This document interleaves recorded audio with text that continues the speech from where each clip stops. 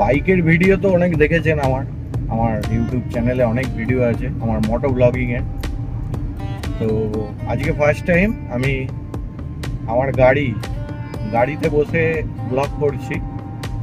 একটা mobile holder কিনেছি, তো জাস্ট এটা টেস্ট করছি সাউন্ড কোয়ালিটি কেমন আসছে, ভিডিও কেমন আসছে, আর আপনাদের রাস্তাটা কেমন কি দেখাতে পারছি, কোন অ্যাঙ্গেলে সেট করলে ভালো ভিউ পাওয়া যাবে, এই সব কিছুই টেস্ট করছি।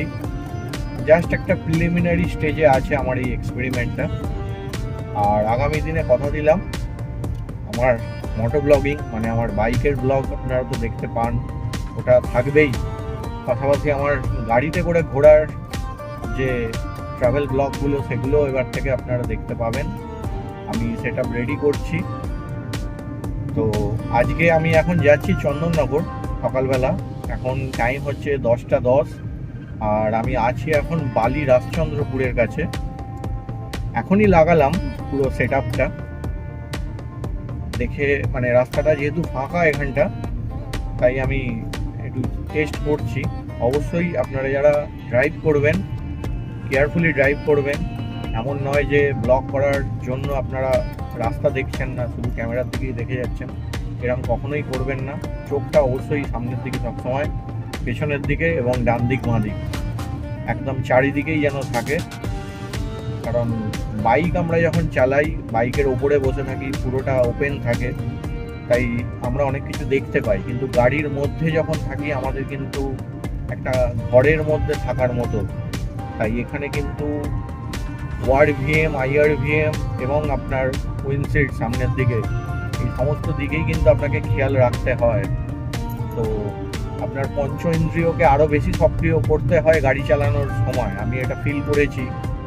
আমি একেবারেই নতুন, আমার অভিজ্ঞতা খুবই কম।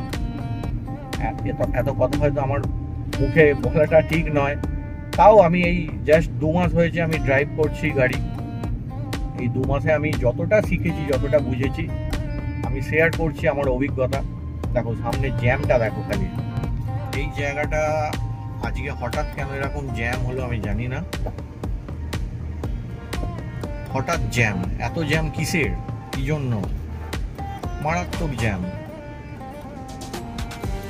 বাপরে বাপ। আমি যাব দিল্লি রোডের দিকে, দিল্লি রোড ধরবো, বাট এত জ্যাম, বাপরে বাপ, মাথা খারাপ হয়ে যাবে। জাস্ট আমি রাজচন্দ্রপুর ক্রস করে দিল্লি রোড বোম্বে রোডের যে জাংশন পয়েন্ট, যেখান থেকে দুটো জাংশন, একটা বাঁ দিকে যাচ্ছে বোম্বে রোড আর ডান দিকে যাচ্ছে দিল্লি রোড দুর্গাপুর এক্সপ্রেসওয়ে। তো ওখানে এত জ্যাম ওই জাংশনটায়,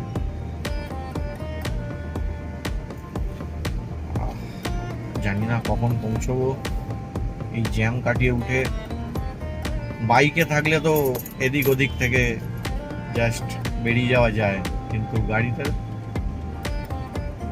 গাড়িটাকে দেখো কি করতে চাইছে জানি না। এরকম ভাবে মুখ বার করে নাক বার করে দাঁড়ানোর কি মানে হয়? সোজা দাঁড়ালেই হয়, একে একে যাবে সবাই আস্তে আস্তে ধীরে ধীরে, কে বোঝাবে? সবার তাড়া, সবার। আর এই ভিডিওটা, এই ব্লগটা একবারেই মিনি ব্লগ। জানি না ভিডিও কোয়ালিটি, সাউন্ড কোয়ালিটি কেমন আসছে না আসছে। একদম ফার্স্ট টাইম, আমার ফার্স্ট মানে ড্রাইভ করতে করতে ব্লগ করা। অবশ্যই পুরোটাই আমার ট্রাভেল ব্লগ থাকে, আমি কোনো ডেলি লাইফ ব্লগ করি না। তো ওই জন্য ভিডিও আসতে অনেক দেরি হয়, এডিটিংয়ের সময় পাওয়া যায় না একেবারেই। বুঝতেই পারছেন মধ্যবিত্ত ঘরের মানুষ, কর্পোরেট সেক্টরে কাজ করা মানুষ, কতটা চাপ থাকে। এই সমস্ত কিছুকে দূরে সরিয়ে রেখে রবিবারগুলো আমি বাইক নিয়ে বেরিয়ে পড়তাম। এখন গাড়ি নিয়ে বেরোবো, বাইক নিয়েও বেরোবো, দুটো মিলেমিশে হবে, দুটোই দেখতে পাবেন আপনারা। ফ্যামিলিকে নিয়ে যেতে পারতাম না বাইকে থাকলে, এবার ফ্যামিলিকে নিয়ে যাব, সেটাও দেখতে পাবেন। তো চলুন আজ এত অবধি রাখছি। আর যদি ভালো সামনে কোনো ভিউ পাই রাস্তার, যদি মনে হয় আমি কন্টিনিউ করবো, না হলে এখানেই আপাতত শেষ করছি।